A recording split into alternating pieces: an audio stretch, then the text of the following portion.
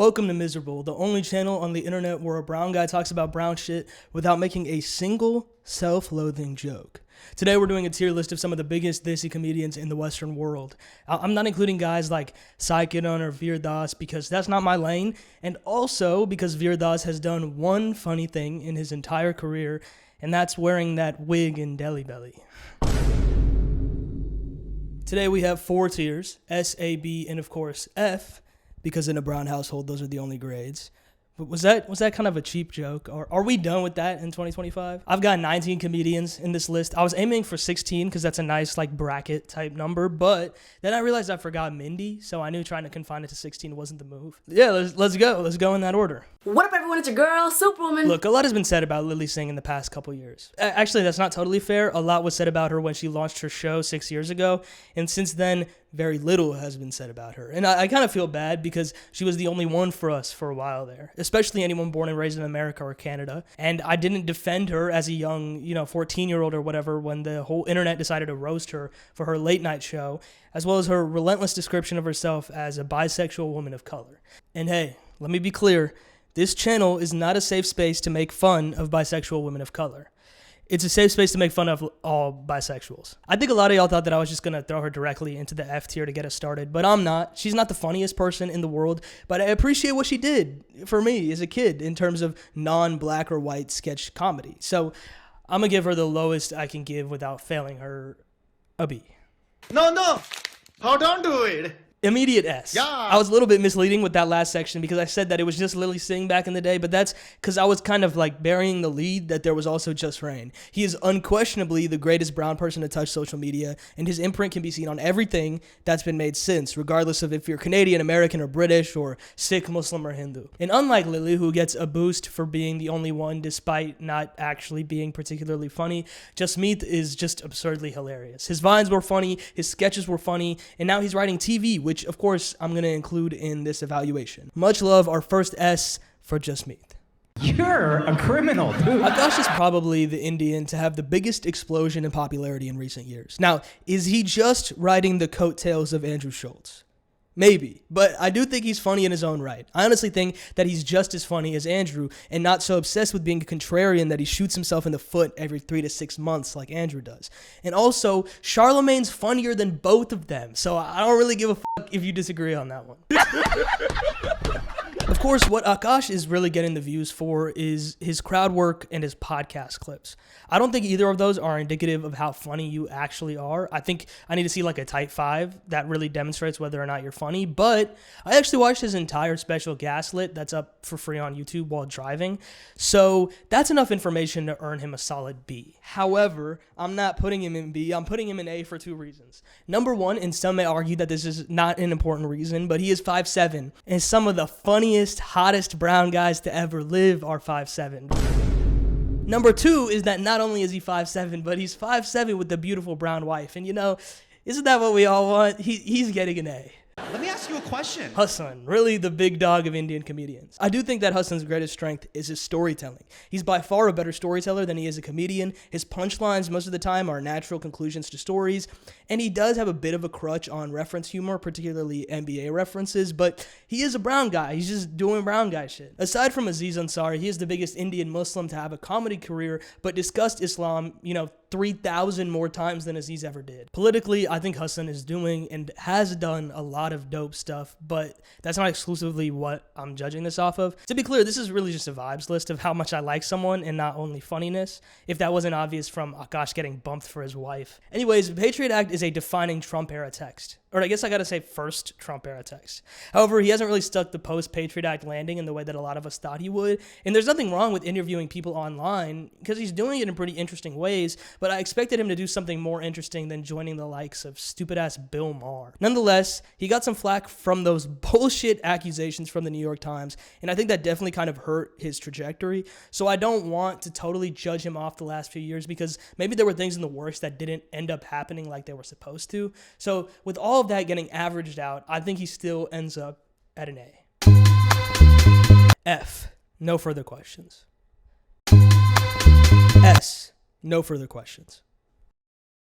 In terms of traditional stand-up, in terms of boxing with the juggernauts of today, the only brown guy who can hold his own in this weight class is Nimesh Patel. The mediocre white comics who make the most money in the current era, mainly all those bald-bearded guys who look like they whack off to Joe Rogan Epic Moments compilations, can't hold the candle to Nimesh. And if we look at the people who I think are genuinely hilarious today and not going only off of profits, I think he could still stand up to them. Obviously, he's not crossing Dave or a cemented icon who's been in this shit since the 90s, but in terms of his age group, he's one of the best there is. His punchlines are definitely excellent, and his ability to inject a bit of personal experience into a setup that works for everybody is also excellent. Overall, I think he just does great PR for brown people, especially Good Jews. And Good Jews, y'all have been looking real bad recently, but with the 1-2 combo of Nimesh's Netflix special and Mamdani instituting Sharia law in NYC, I think Good Jews are up, S tier.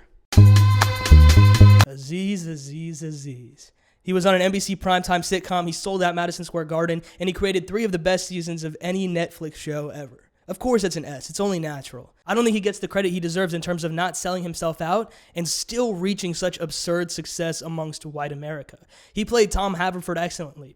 Shit, that isn't the most demanding role in the world, but he proved time and time again that his talent is writing. There's really nothing great about his performances in Master of None, but to mastermind episodes like Parents and Thanksgiving, you have to have a real comedic genius. And the 3rd season of Master of None, Moments in Love, also lends credence to how f***ing talented he is. That season's not exactly comedic. In fact, dare I say, nothing is funny in Moments in Love, but as a film nerd, I can admire that he's trying to be Bergman, and very few people can be Bergman. The Thief is still probably my favorite single episode of television not belonging to Seinfeld, Community, or Atlanta. Of course, I have to acknowledge that his career definitely took a hit with his allegations in 2018.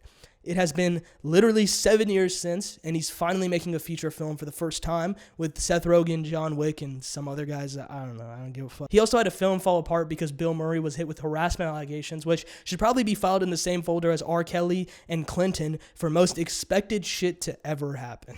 I don't want to super get into it and ruin the vibes, but I saw an excellent video a little while ago about the way that his incident in story says a lot about rape culture. I'm going to put that video in that card thing that pops up. So check that out, but I'm going to go back to talking out of my ass.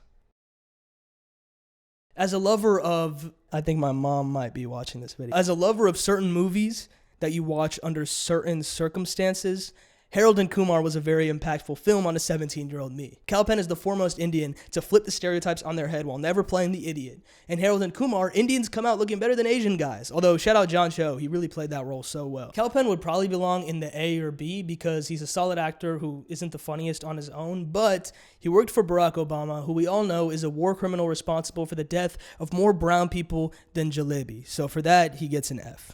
I thought, hello, everything's coming up Ranganathan. On our list, Romesh is definitely unique in a variety of ways. The only Brit, the only Sri Lankan, and the only one who specializes in chat shows, but nevertheless, he fits in well with the other S-tier comedians. He's an unquestionably talented stand-up, and also very great in more casual conversational settings, like I mentioned. Of everyone on this list, he's made me actually laugh out loud the most in his TV appearances. He's got a very off-the-cuff comedic style, but I don't know if he uses it as well as he could. I feel like he's taken a lot of random opportunities. And maybe that's just because I don't really get the British quiz world, but I think he could be doing more interesting stuff. Romesh, if you see this, I've got feature films for you, man. Just say the word and you can have a film career. Although you'll also have to fund the film because my pockets are flat, but we can discuss that after.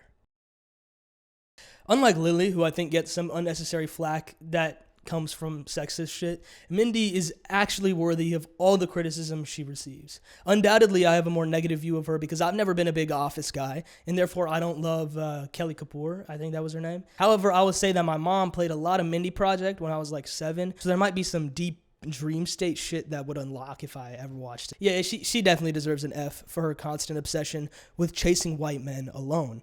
I've seen clips of like black girls being like, what's the deal with her? When it's left the Community, you know she's really lost the plot. We got any dumb people here tonight? Sahib is objectively the most irrelevant person on this list, but I like that he does weird shit on the internet and he has some hilarious reels. I think if anyone to come out of this unclear and nebulous online space, he's the one who could thrive the most in a traditional world like SNL or even just having his own show. I don't know though, maybe I'm overestimating him. So if we just go off the current work, he's a very solid B. So aside from Danny Pudi, Aparna is the only comedian I know for TV work and character acting rather than stand-up or sketches. She's a comedian in a traditional sense too, but I haven't seen much of it, to be honest. I included her though because I love seeing her pop up in random stuff. I don't have much to say. She's been in BoJack, Master of None, Abbott, and the best film of 2024, Jerry Seinfeld's Pop-Tart movie. A for Aparna. Zarna Garg isn't particularly funny to me, but she makes my bua crack up, and that's who her comedy's for. She did great in a film I've discussed already on the channel, A Nice Indian Boy, and she did a solid set on Fallon, so solid B, Zarna auntie. Jay Chandrasekhar is a fucking trooper, and I mean that literally, but also in the metaphorical sense. He wrote sketch comedy in the 80s as a brown-skinned guy named Jay Chandrasekhar. I always wondered how he got away with never shortening his name, but then I found out that is the shortened version. This motherfucker's name is Jayanth Jambulingam Chandrasekhar. Dude! Definitely an A for Jayanth Jambulingam Chandrasekhar's writing and excellent guest appearances in two of my favorite series, Psych and Community. Speaking of Community, oh yeah! Danny Pudi was born to play Abed and bring a voice to every definitely not on the spectrum kid raised on TV. And not just brown guys. It seems like Abed transcends race and gender because people love the character so much. And as much as I love Community and Abed, and I really do, I don't play about Community, his other work is rough. And it's not his fault, at least I don't think. Mythic Quest feels ChatGPT written, and I mean like the 1.0 shit from 2023 when it didn't know how to like think of a thought. And I tried out Going Dutch just for him, and holy shit was it so bad. But with all of that, I can't in good conscience put him on the levels of guys who have a decade and a half of excellent stand-up or multiple great sitcoms. I have to put him at a B, even though Abed alone is SSS. Although he gained success on America's Got Talent, Usama isn't a white-friendly, fun-for-the-family comic in the work he does nowadays. He's really honed his craft in the years that he's been doing this shit. It's clear. His ability to build on bits is great. That's an extremely underrated ability because he'll do a type 5 on a single premise without it ever feeling drawn out. Even though Nimesh is definitely a superior comic, he doesn't do that. He's got to move on and riff on something else. Usama's got a high ceiling for, his 30s and 40s, and he's Bengali, so I'll give him a B for Bengali, but with hopes that I can move him up to A very soon. Hari Kondabolu is the subject of my award-winning, beautifully received video from more than a year ago, Let's Stop Talking About Apu, which contemplates representation in today's day and age. He's funny, but he's not wickedly funny. He's a competent writer, but he's very smart, and for that reason, he's easily avoiding the F tier. He's comfortably B, and I like him there. His brother wasn't Das racist, though. Dap well. Fuck the teenagers who work on the show, too. I hope your lives end up fuck miserably those little after kids. this I hope they never get work highlight. after this bullshit. Finally, the richest man on this list, Kumail Nanjiani. The man who attempted to transcend brownness through an MCU role, but accidentally picked the worst one, and also did a Bollywood number in it for some reason. That's a comedic premise if nothing else. But he is funny. He's got very good stand-up, and like Romesh, he comes across great in shows and interviews. If he picked a better action series, he could be Chris Prattistani, but Eternals couldn't stick the landing. He also made the extremely disappointing The Lovebirds with Issa Rae, who's one of my favorite writers working in Hollywood right now. One of Them Days is like the best movies this year. If Eternals and that movie were any good, I'd honestly slide him into the S tier, but he's an A. A-okay. Thank you guys for watching this video.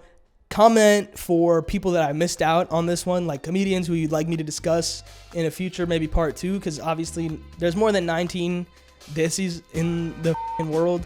And also let me know if you think I totally put someone in the wrong category and just yell at me down there, because I love arguing with my own people. If you're white, I don't want to hear what you have to say about Kumail or whatever the I don't care. I'ma keep this feeling close to me, but I think I lost my mind.